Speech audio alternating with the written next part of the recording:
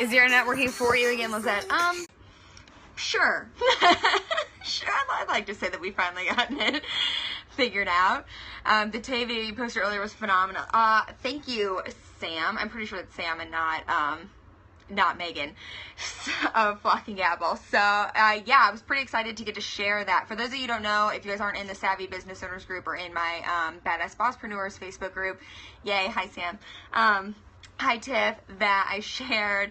Beyonce yesterday announced that she's launching a fitness wear line, and then today Apple released an ad for, just promoting their Apple Music stuff again that I actually use, featuring Taylor Swift, and I shared them both as examples of like really great brand stories. So head over to the Facebook group. I posted in Savvy Business Owners and I posted in my own Badass Bosspreneurs.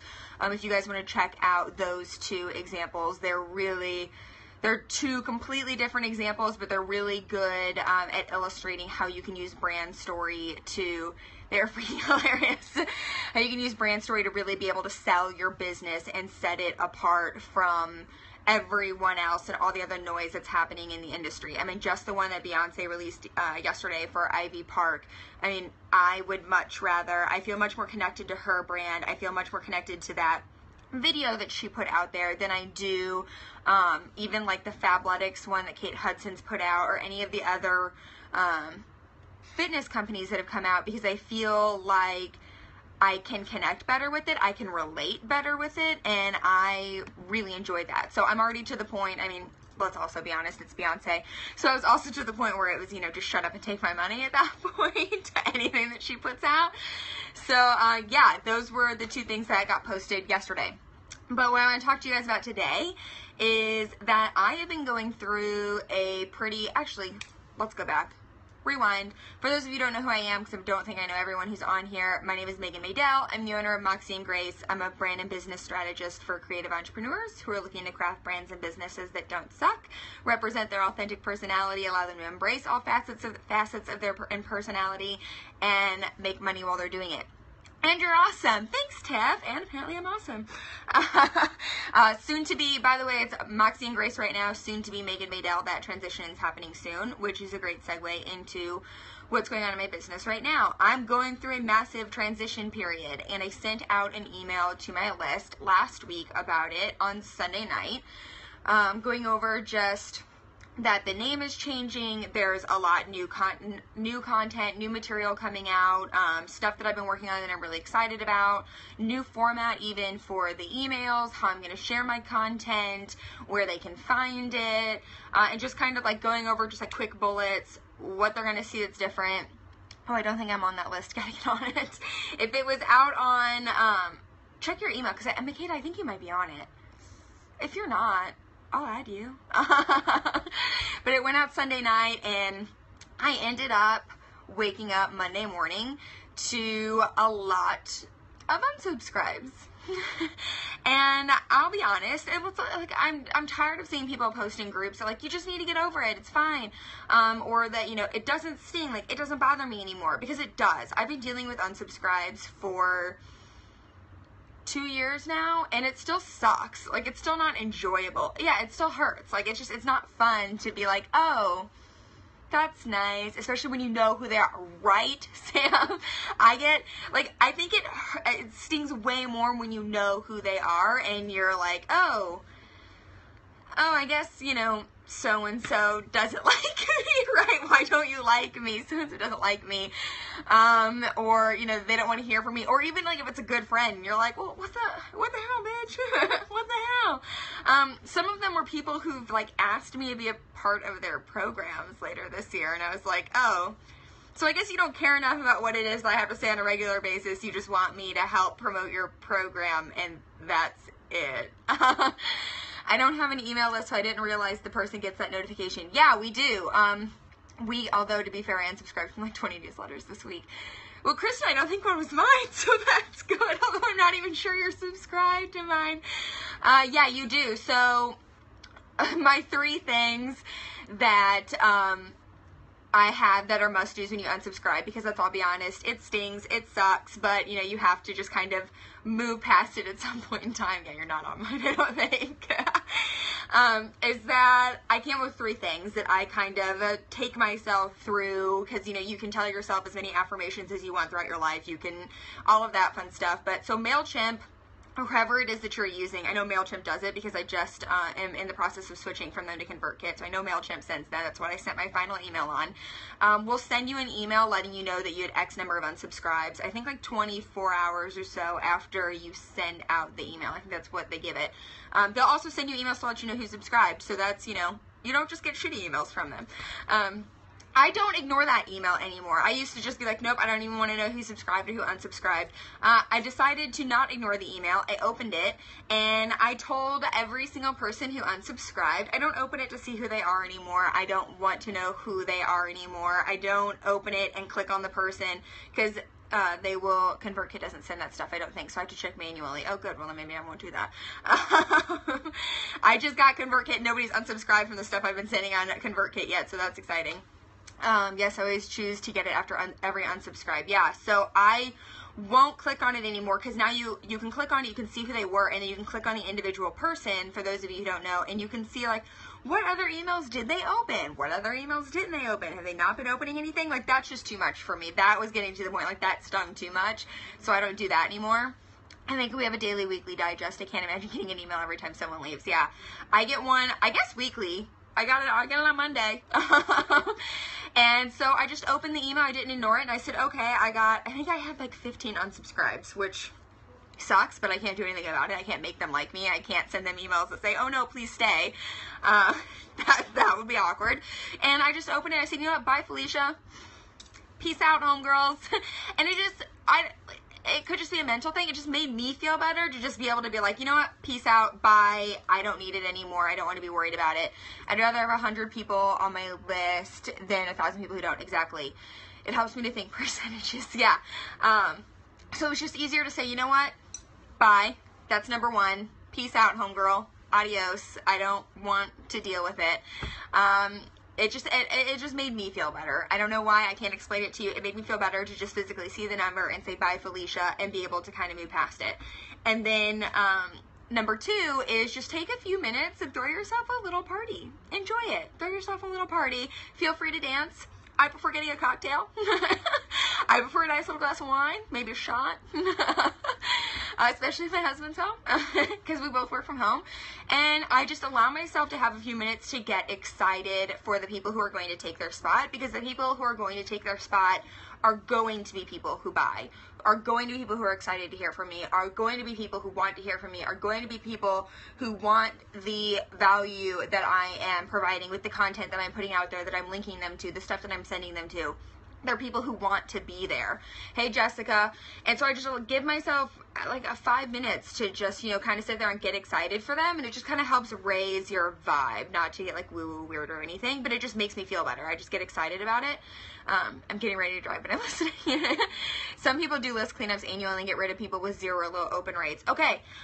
I don't do that, Brooke, because some people, like I know, especially with MailChimp, if you don't have the images turned on, like to be able to see the images and stuff inside the email, you'll never know that they opened it, even though they did open it. So sometimes it's not always super accurate. There will be some people who will send it out and say, hey, you have to like click in this email or take this action in this email to, you know, continue on hearing from me. I'll be honest, there are times, like I'll have a lot of my emails just kind of funneled into a folder that says, hey, you know, if it's from an entrepreneur, it's from any of these people, I have it sorted right into a folder, and I probably won't get to that folder. Like, I'll usually check them on, like, Sundays, you know, Sunday morning, I'm laying around, I got nothing better to be doing, and I'll go through that folder on Sundays. So if it was something that they were like, hey, you've got 48 hours to take action on this, sorry, like, I didn't, so I guess I'm not hearing from you anymore. And then also, I know, they say it's cheaper. Yeah, I've heard it. I don't do it. I don't do it. Nothing wrong with them.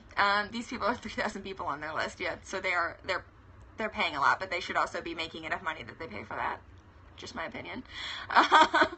And then the third thing is that I have to physically move myself past it in that moment, or I'll stay thinking about it for, let's be honest, you stay thinking about it for the rest of the day. Like, there are some times that I'll get so caught up on it and being like, fuck, there are 15 people who unsubscribed. What if they came from Facebook ads? So I probably paid to have them on my list, and it just like, so that was money wasted, and it's too easy to get caught up in, staying on that mindset, on that track whenever you see the email. So saying bye, Felicia, giving myself, some wine, enjoying myself, giving myself a minute to get really excited. I mean, I stopped looking at who unfollows on Instagram a long time ago. I don't know why I let myself look at email unsubscribes. Sam, I don't bother even with Instagram, like where you can go on Iconosquare and all that stuff and see who followed and unfollowed. Just because I get tired of the game where, people will follow you, but they're only following you to see if you'll follow them back. And as soon as you follow them back, they unfollow. I don't have time for that shit. It's like, if I want to follow you, I'll follow you. If you don't want to follow me, don't follow me, and let's just all move on from life. Yeah, can't do it. I don't even know why they invented that option. It's the worst option on the planet. It's horrible. Can we invent a subscribe, unsubscribe drinking game? I think we should. I'm into that idea, Sam. My subscribe, unsubscribe drinking game is that every time someone unsubscribes, let's take a shot. We could end up drunk after this, but we could have a shot. Fireball for new subscribes. Yeah, let's have Fireball for new subscribes, and maybe something that's like even tastier for unsubscribes, so you can get excited for the new people who are coming on. This could be an exciting game that we could try out. Let's make this a thing. And then, just to move past it, the third thing I do is I start planning my next amazing offering. I don't go into checking my emails. I don't go into the Facebook group. I don't go into planning out my next visibility strategy or whatever it is. I force myself to sit down with just my notebook and a pen, and I was like, okay, what is my next offering going to be? What's the next piece of content that I value? Because it pushes me to say, okay, how am I going to make this even better next time? I prefer to use it that way than to sit there, keep moving forward. Yeah, Tiff, instead of just sitting there being like, this was a waste of money, these people are, why don't they like me, this stings for, forever and a day. It's not fun. So, and, when you've had a couple shots in the middle of the day because you've checked your unsubscribes, creating new content, how is there not a better idea than that? That's a great idea. I think Sam and I should make this a thing. And so that's what I start doing next, is I have to physically sit down, pen and paper, don't do it on the computer. We just did, exactly. We just did, Sam. This is the thing. Everybody start doing this. It's a thing. It's a thing. Get on board, people. So that is how I kind of get over the hurt, the sting, the suckiness of it. And, as your list continues to grow, there's going to be even more people who unsubscribe at any given time. I know people who have thousands of people on their list, thousands on thousands of people on their list, and the list that they get of unsubscribes is like hundreds every single time they send out an email.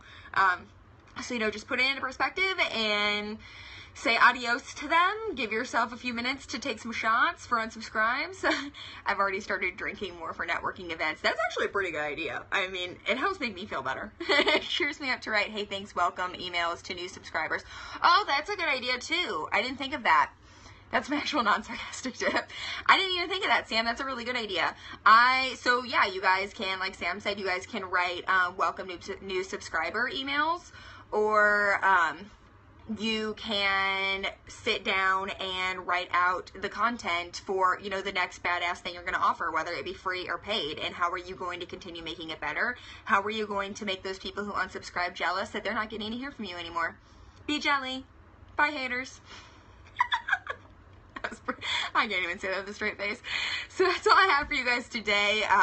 Oh, by the way, Flock and Gabble is over on the blog. They have been since Wednesday. They did a 3-part series for the Maxine Grace blog. You can find them at bit.ly/Flock and Gabble Part 1, Flock and Gabble PT2, Flock and Gabble PT3. That's what comes after the slash for the bit.ly link. And they've been doing some awesome shit on collabs. She has given so much on these blog posts. In the first blog post, Part 1, oh, thank you. Thank you, Karina. she's in part 1, she gave a worksheet so you could write down all of your dream collaborations. In part 2, she gave you email templates for how to contact these people. In part 3, there's a fucking awesome spreadsheet in there where she tells you what you need to say in the follow-up emails, but you put it into the spreadsheet and it auto-populates with the dates then that you need to send them the follow-up, so you can't forget, you can't lose it, which I thought was really genius. I thought it was amazing. So you guys head over to withmaxinegrace.com and check out the blog, or you can go to bit.ly/findyourflockpt1, and then you'll be able to link through, you know, to all the other ones from there. I love spreadsheets, nerd alert. I don't, but I love yours. So spreadsheet game on fleek. Yes, Molly, it is an epic spreadsheet. It is an epic, I love it. So you guys head over there, check out her 3-part series. If you've been any kind of curious about collaborations or want to start doing collaborations more in your own business, like I said in the Get Visible Like Whoa webinar with Steph that we did on Wednesday, it's like the #1 way that I've grown my business, I've gotten visible, I've gotten out there, is by being able to get in front of someone else's audience, and especially having them just kind of back you up and give you that instant know, like, trust factor to their audience, because they're there, they're representing you, they're throwing you out there. Thank you for sharing. So head over there, check that out, you know, before your weekend starts, before you go get a little bit crazy, and enjoy my tips for the unsubscribes in case you get any today or you get any emails this weekend telling you that lots of people have unsubscribed. Try my tips. Try mine and Sam's drinking game because it's a pretty epic one. And I will see you all. I'm going to try to Periscope almost every day up until I leave for Europe in April. So I think I will end up Periscoping tomorrow. I'm trying to get back into the practice of doing it daily. So I will see you all tomorrow. Bye, guys. Thanks for watching.